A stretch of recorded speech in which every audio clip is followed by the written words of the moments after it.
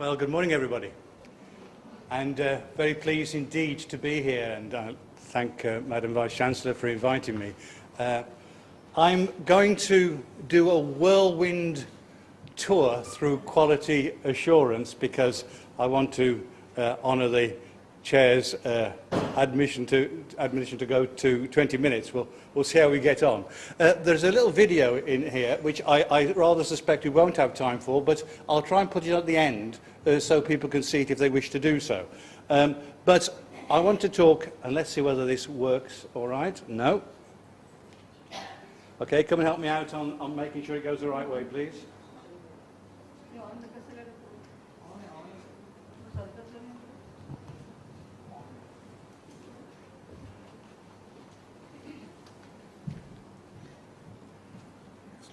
Yeah, that's what I did.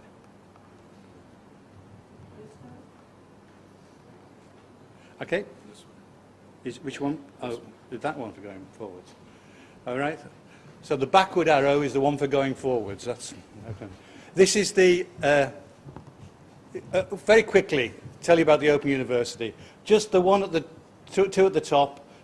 We're a part-time university. That is to say, we're the only open university in the United Kingdom. That's not to say that other universities don't offer open courses, because they do. But we are the only institution set up exclusively for open and distance learning. We have, therefore, a little over a third of all part-time students in the United Kingdom, and we're around about, well, getting on now for 300,000, up a bit? 300,000 students. Looking towards the bottom, and I was mindful of what was said earlier today for Athabasca University, the Open University is top in the student satisfaction survey that's done every year. We're always in the top 3. So the students are satisfied with the courses. The other thing is about teacher education, and teacher education is inspected by Her Majesty's Inspectorate, like schools are. Teacher education at universities is inspected. And you can see that we've won some various awards. Looking at the left-hand side, Northern Ireland said that the standards achieved by the student teachers are outstanding. And I am proud to tell you that outstanding is a grade, it's a top grade, and we were the only institution in Northern Ireland to receive that grade. And that is in the face of other institutions that have been around for hundreds of years. So often, open and distance learning is sort of considered second best. If we could build enough bricks and mortar institutions, we would, but we can't, so we have open and distance learning. It's, you know, it's the best we can manage. Actually, I would argue to you that for professional courses at least, because the school or the hospital, for case of nurse education, because that workplace is the site of learning, that actually open and distance learning for those professional courses is an improvement on, and I think that's proved it. That actually, in the face of face-to-face institution, if you have the school-based process, which can be facilitated by open and distance learning, it's a better experience. And we were the only outstanding institution in Northern Ireland. We've received outstanding in England twice. The only 2 times the university has received the Queen's Award for Higher Education, the Queen's Anniversary Prize. You see, it was in '95 and in 2009. They were both for teacher education courses at the OU.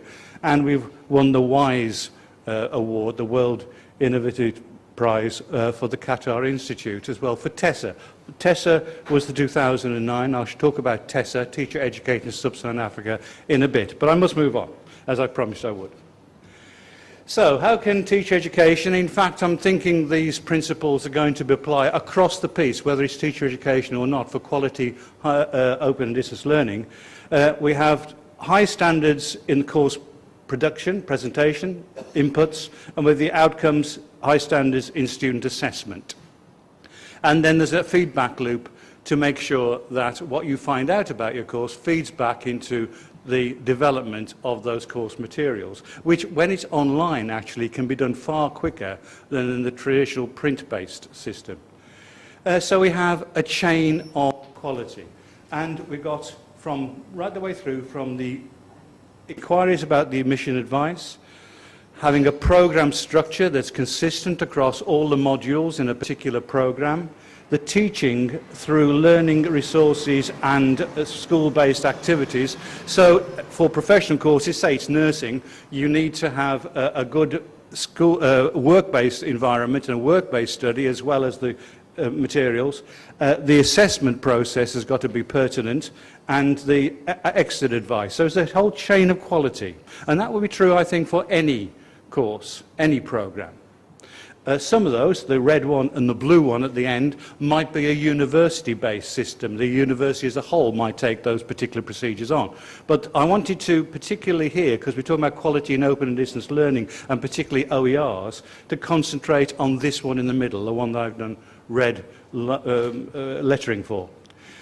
But I think for professional learning, probably be true of industrial-based learning as well. I was thinking about our colleague yesterday asking about advice if you're doing vocational work, how do you mix the two together? And there will be the new classroom activities in my case, the actual resources at the centre. But there will be around the outside support for that. There will be support in the actual environment. In other words, for the vocational person yesterday, I think he's got to work with the people in industry. They actually have a placement there, and they go back and they do open and distance learning, either in the industry setting or back at home, backwards and forwards. Here we have the new classroom activities in the school, surrounded by support in school, and then support beyond the school. So there will be the head teachers and the peer support within the school. Beyond, there might be cluster groups of teaching. So it's a blended approach.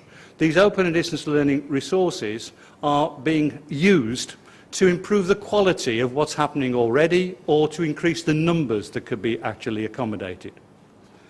So what's the problems? Well, the problems are pretty obvious, really. You've got high volume. How do you make sure that every student gets the same quality experience? Geographically dispersed, how can you make sure that what's happening in North India is happening in South India? And the classroom practice and schools-based elements are, the work-based elements are the one you have least control over in the experience of a student. They're the ones that, if it's vocational work, or if it's school-based, skill-based work, the ones that are a bit more distant. You have control over what your open education resources do and what they're there for, but you have less control about the workplace assignment. And that's an issue for maintaining quality.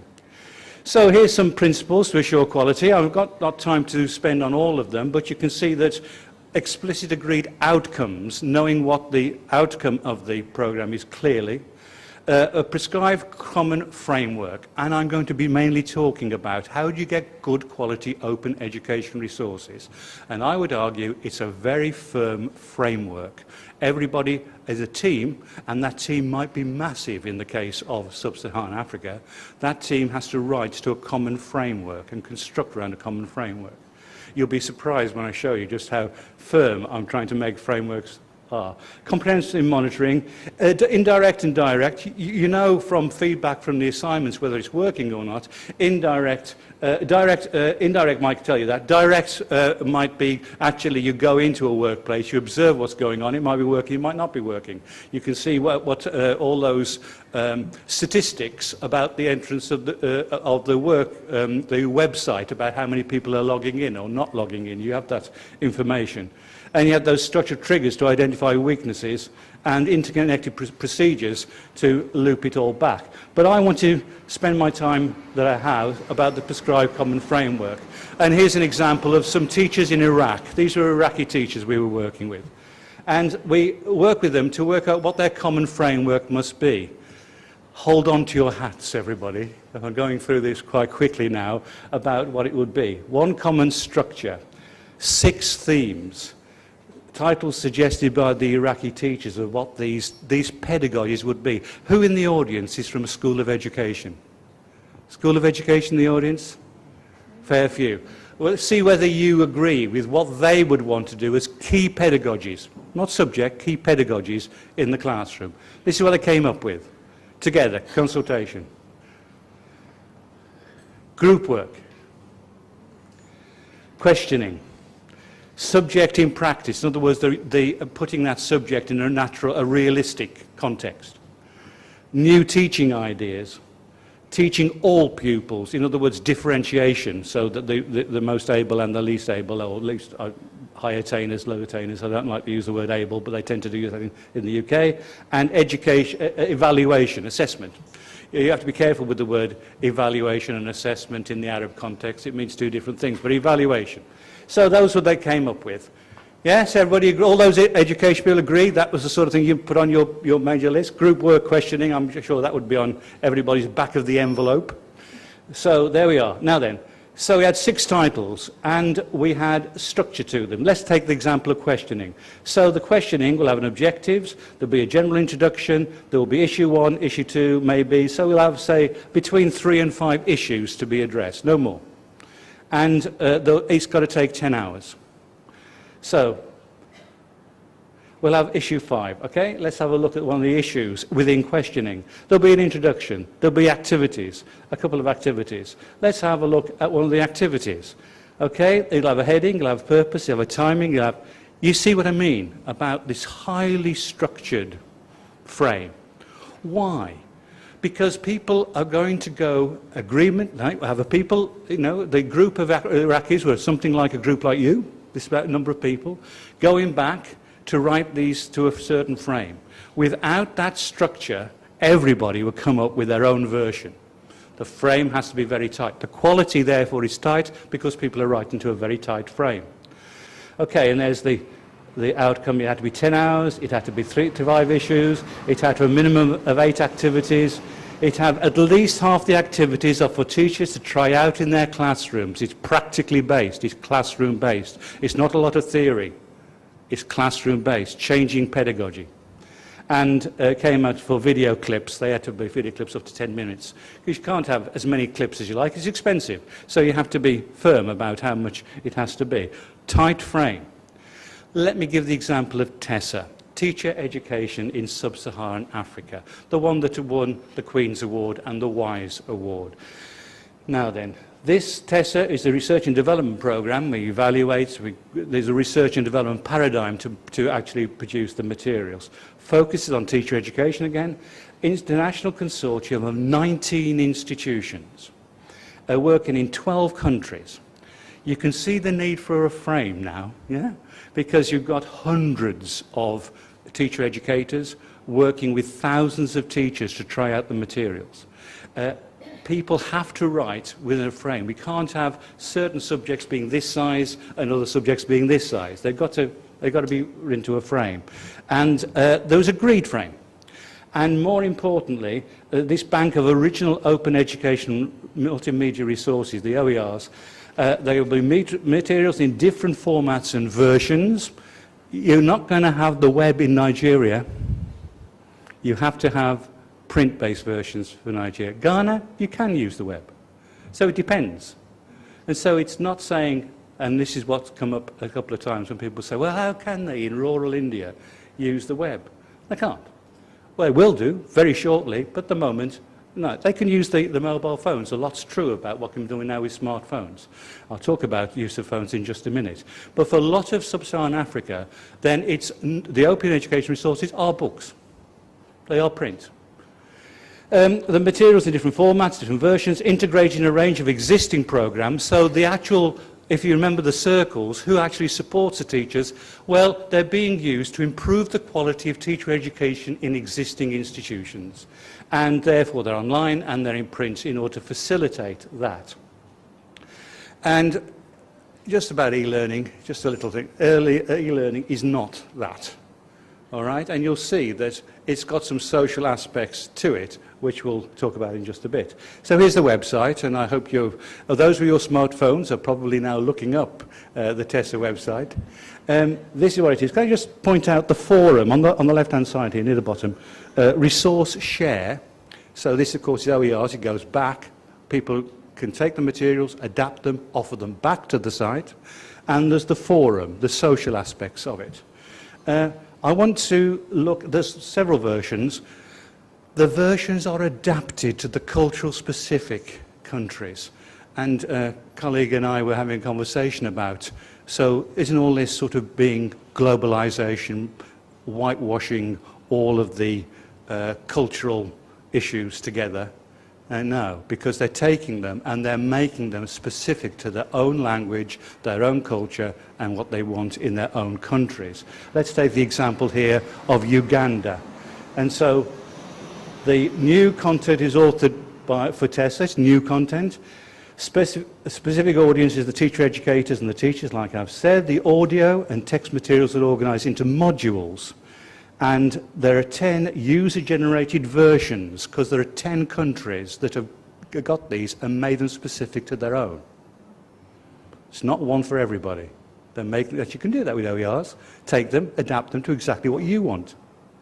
Let's have a look. There are 5 modules going across: life skills, literacy, numeracy, science, social science, and the arts. Let's take the example of science. In science, there are 3 modules looking at life, and you can see investigative materials, energy, and movement. They are for primary teachers, so they're done like this. It's not physics, chemistry, and biology, but you can see the themes are there in that particular way. Let's have a look at some of the biology one. Yeah, there's the booklet. This particular one, each module is divided into 5 sections. Here's a section, classifying living things. Altogether, there are 75 sections across the 5 module areas, and they're classroom-based activities. We're interested in changing, moving the teacher away from what I'm doing now, which is standing at the front and talking to you, to a much more active approach to what's happening in the classroom. Here is the online version of it. You see classifying living things by pages. You can print the section off. You can print the whole thing off. You can actually download it. There we are. So every section has the structure. Here we go again. A text, there'll be an activity, there'll be a case study of somebody who's a story of somebody doing it themselves in the classroom. More text, activity 2, case study, text, key activity. Those activities have led to this key activity, final case study. They all follow that same tight format. Okay, so what's the take-up? Well, around about 500,000 teachers. 500,000 teachers have actually used these in different ways with different organisations. For example, the Open University of Sudan, of course, it's in Arabic in Sudan. The university, actually in South Sudan, where I've just been working, there'll be English. Yeah, the newest country in the world, South Sudan, they don't want Arabic for all sorts of reasons. They want English, and they're going to use the Uganda version that I've just shown you. University of South Africa has got large, Kamambogo University in Uganda, you might have seen those there, and Makerere University in Uganda as well is a partner. The NTI in Nigeria, that's one of the biggest users. 145,000 teachers in that one institution alone are using the materials. It's around about 500,000 by this time. Okay, so for these sort of schools we have in Nigeria as an example. What about new technologies? I have with me, and I'll happily show you, I've shown these to a few people around, that phone is not an expensive phone. That is not a smartphone. That phone actually, though, can show some quite interesting materials, because here is a teacher in Bangladesh on the English in Action project. She's got her mobile phone connected to this particular speaker and using the resources in the classroom. But also on that telephone are video to show her how to do things in the classroom, some actual tuition materials. The tutor in her pocket. And this is, with your permission, Chair, could I show this video? Could I show this video? It's 5 minutes, and with your permission too, because I don't want to squeeze your time. This video is 5 minutes. Could be shown now? 5 minutes, okay? Thank you.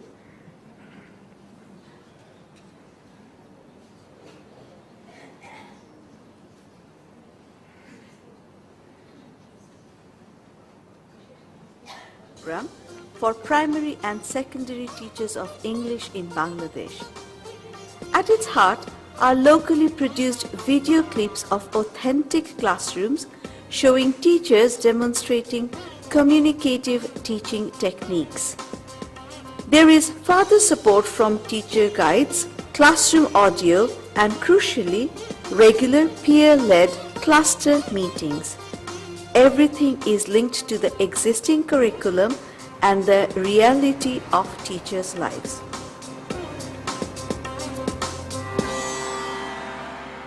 Across the whole of Bangladesh, there are currently 4,500 teachers involved in the English in Action project. By 2017, that figure will have risen to over 75,000 teachers. On the outskirts of the capital, Dhaka, is the town of Nawabganj, and one of the schools there is involved in the project. This is Almas, an English teacher at the school. Almas has been provided with a Nokia phone, and on this phone is a range of professional development materials to help him improve his teaching practice. What is your name? There are videos of classroom practice showing local teachers in their own classrooms using a variety of techniques. Whenever Almas has a spare moment, he can watch and listen to these video and audio materials on his phone. What's your mother's name? এই কর্মসূচিতে আমরা ক্লাসরুমে শিক্ষক ও The ছাত্রছাত্রীদের videos are কিছু supported video by a clip narrator এরপর who explains what is happening in the এবং এসব classroom. বিষয়ে আপনাকে কিছু প্রশ্ন জিজ্ঞেস করব। In the early modules, the narrator Shanta speaks in the local language. This helps the teachers understand the concepts introduced in the classroom practice. So far in this module, As the teachers get more familiar with the materials, she switches to English. now you are going to watch a teacher using something else to get students talking. Now look at the pictures, okay? Yes, sir. Is he a boy? No, sir. Is he young? No, sir. Almas doesn't need to be online to access these training materials because they're all housed on an SD card in his phone. This is Shuchitra. She works with Almas in their school. EIA teachers are paired up in schools so they can support each other during their involvement in the project. Occasionally, they all visit each other's classrooms to see what their partner is doing, and they may also take photos or video. Once a week, they get together to discuss and reflect upon what they have been doing in their teaching. Teacher journals are provided for them to record their thoughts. On the mobile phone, there are also audio files to help the teachers improve their own English. These are supported by a workbook called English Language for Teachers, EL4T. When he has time, Almas spends 30 minutes practicing with this. The language in EL4T is based on the national school textbooks. In addition to their mobile phones, there is a secondary teacher guide which provides them with activities to do in class, along with advice on how to use the classroom techniques shown on the videos. The teacher's guide also gives information on teaching grammar and working inclusively with large classes. The English in Action materials are divided into 8 modules. There is a particular focus in each module, but they all stress the importance of reading, writing, listening, speaking, grammar, and vocabulary. EIA doesn't provide extra content for the teachers to use in their classrooms. They have the national school's textbooks, English for Today, to get through. But EIA does provide audio of dialogues and stories from the textbooks. Teachers can play these using their mobile phone through an inexpensive rechargeable speaker. Let's make a garden here. That's a good idea. We can make a flower and vegetable garden. What vegetables can we grow? Every 6 weeks, Almas and Shuchitra travel across their district to meet with other teachers on the EIA project. This can be quite a difficult journey, and they have to use a range of transport to get to their destination. Their goal is to reach the venue of what is called a cluster meeting. At a cluster meeting, 24 teachers gathered together to share experiences and to reflect on the previous 6 weeks. These meetings are led by 2 local teachers, teacher facilitators or TFs. Atik and Paul are the TFs for the Nawabganj area.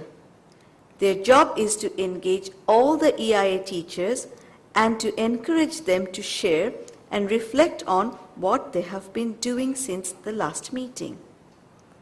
To help them do this, each TF has a teacher facilitator guide with a detailed plan for each of 8 cluster meetings. The TFs are supported in turn by core trainers from the EIA project base in Dhaka, who advise and help them either face-to-face or via SMS. Finally, following their cluster meeting, Almas and Shuchitra return home. Tomorrow they will be back in their classrooms. And over the next 6 weeks, they will work through the videos and classroom activities in the next module of their teacher's guide.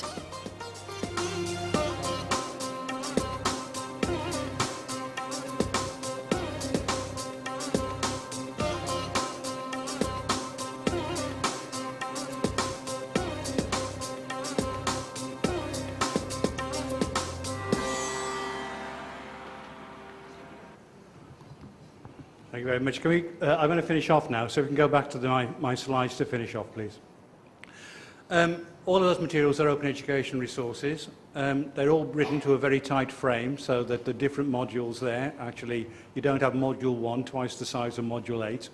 They're all written to a particularly tight frame. And so, moving on extraordinarily quickly to finish off. Of course, it needn't be a mobile phone. It could also be a tablet.